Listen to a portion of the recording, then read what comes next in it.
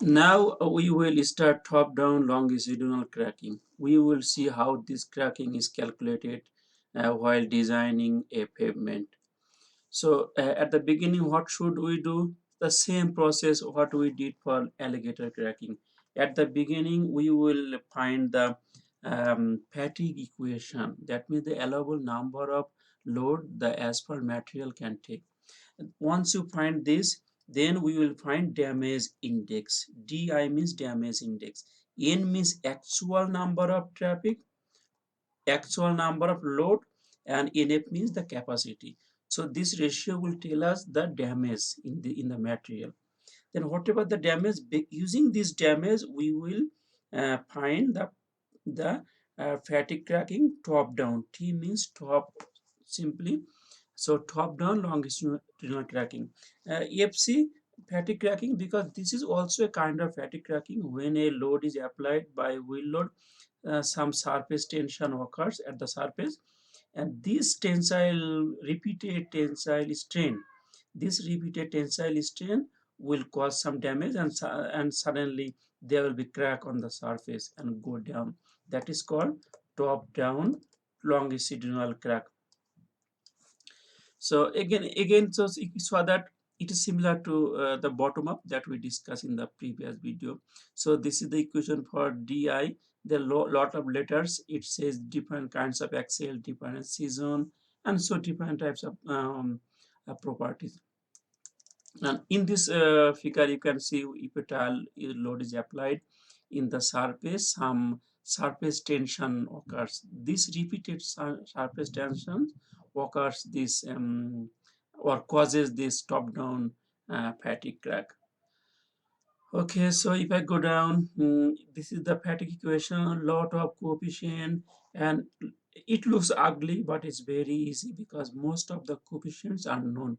For example, Kf1, Kf1 is given here, Kf2 is given here, Kf3 is given here, beta f1, beta f2, beta f3. These are local or mixer specific field calibration constant. Yeah, unless we know it, it is on. We all will set it to 1. So then it becomes very simple. And then what is C? We saw C is 10 to the power m, and so C is 10 to the power m. How to find m? N is this equation where B is effective binder content, BA is air void of the mix or the asphalt concrete. So everything is very simple. Just insert it here. You will get a equation. Once you get a equation, then for any kind of strain level or modulus, you can find the fatigue life. So once you find the damage index, you will insert it in this equation here. C1, C2, C4, these are constant. You will place the DI top here. Whatever DI you are calculating, you will put it here. Then you will get it top down fatigue crack in feet per mile. That means in 1 mile of load, what will be the longitudinal cracking in feet? And the constant, everything is known. Now something else to tell you, that this constant will change over time. Like as the research is going, the like day by day we are getting better coefficient to predict better. So this may change any time. So do not memorize this coefficient. Okay, so then this equation will give you the cracking at 50% reliability. If you want to increase the reliability, you have to calculate the standard error, which is this standard error, using this equation, and then using the normal divide. Okay, so one example here. Say an asphalt pavement is having this kind of data, time 12 to 7, axle is 1000 axle repetition, and at that time asphalt modulus is say 800 ksi, and this axle is producing this amount of surface tensile strain. Similarly 8 to 12, this repetition, that time the asphalt modulus was this, and the strain produced at the surface is this. From 1 to 6, 6000 repetition, that time my asphalt modulus was 300 ksi, and the strain is this. Similarly 6 to 12.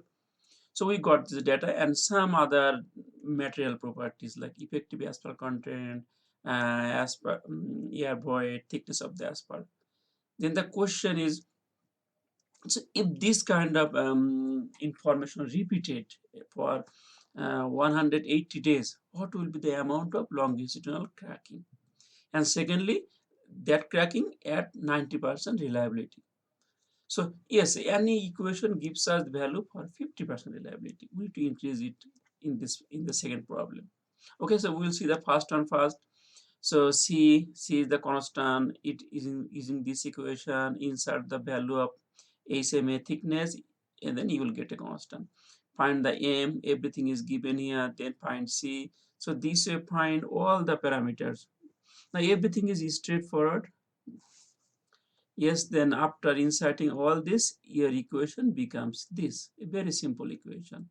Then using that table, we can find the fatigue life for different parameters. So different modulus, different strength. So we got the fatigue life. Then actual number of repetition divided by the life is my damage index. So this is actual number, this is the capacity, and this divided by this will be this damage index. Sum of all the damage, and that will be the cumulative damage index.